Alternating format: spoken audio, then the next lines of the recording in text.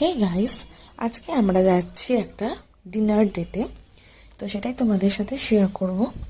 আজকে সন্ধ্যাটা আমরা কিভাবে কাটালাম। প্রথমে আমি এটা পরেছি হচ্ছে জুডিও থেকে নেওয়া ড্রেস অ্যান্ড পানিহাটি মেলা থেকে আমি ওপরে জ্যাকেটটা নিয়েছিলাম।